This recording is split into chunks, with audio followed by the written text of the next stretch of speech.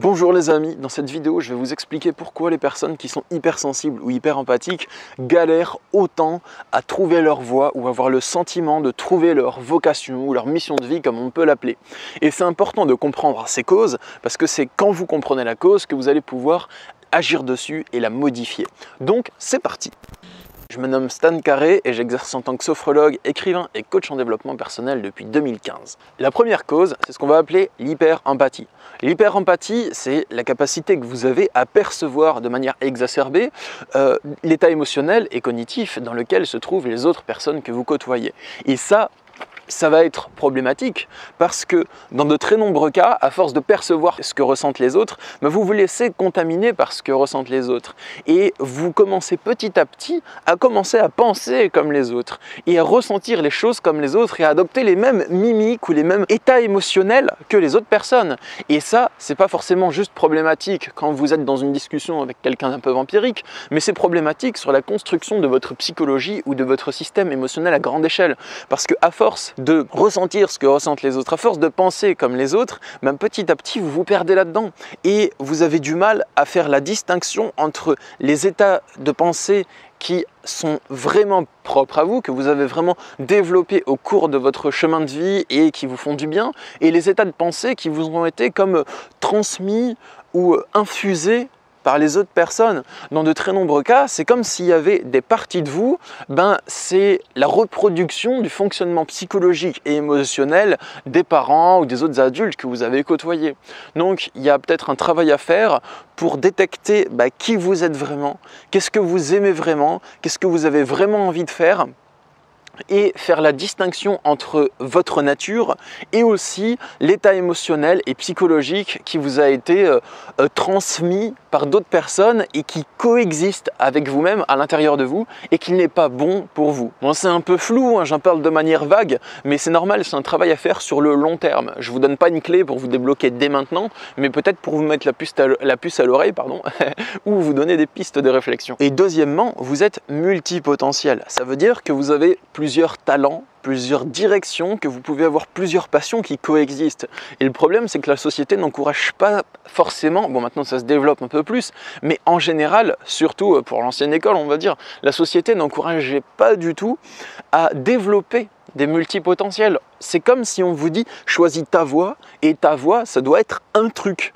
Et faire un truc tous les jours de votre vie, peut-être que c'est pas suffisant pour vous, que vous avez envie des fois de passer d'une activité à une autre ou d'avoir plusieurs passions en même temps qui coexistent. Et vous allez perdre un temps très long, du moins moi j'ai perdu un temps très long et je sais que en coaching je rencontre beaucoup de personnes, c'est pour ça que je dis vous qui sont dans le même cas, qui perdent beaucoup de temps à essayer de trouver quelle est la seule activité ou la seule vocation ou branche professionnelle qui va être leur mission de vie ou leur voie, comme s'il n'y en avait qu'une seule et que toutes les autres seront fausses. Donc ça c'est une perte de temps parce qu'en fait trouver votre voie, ça peut aussi être trouver votre voie qui consiste à exploiter votre multipotentialité. Donc trouver une activité personnelle qui comble votre besoin de contact social, une activité qui comble votre besoin de réflexion et de stratégie, une activité qui comble votre besoin de vous dépenser physiquement et ainsi de suite. Et en fait, moi je vois les choses comme ça. Il faut plutôt trouver une sorte d'équilibre entre satisfaire tous les différents pans de notre être et de notre personnalité plutôt que d'essayer de briser et de détruire notre être en le cantonnant, en l'enfermant dans une seule voie dans laquelle il ne pourra plus sortir. Et troisièmement, c'est la société, selon moi, qui nous encourage à nous éloigner de nous-mêmes et de nous perdre. Tout est fait pour ça dans la société.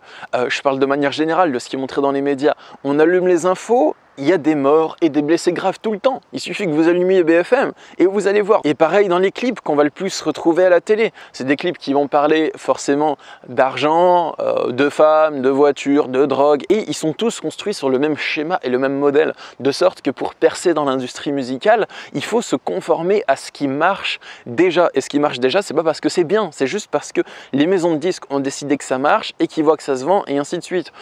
Comme si tout était fait pour que ça marche dans cette société, il faut qu'on reproduise ce que les autres ont déjà produit. Et ça nous pousse à effacer notre réelle personnalité. Et je trouve ce modèle assez malsain. Même dans le monde, j'ai l'impression, de YouTube, du coaching, il y a plusieurs personnes, il y en a plusieurs qui ne le font pas aussi, mais il y a plusieurs personnes qui essaient juste de reproduire ce qui marche déjà, ou sur YouTube pour n'importe quelle chaîne, pour le gaming et ainsi de suite.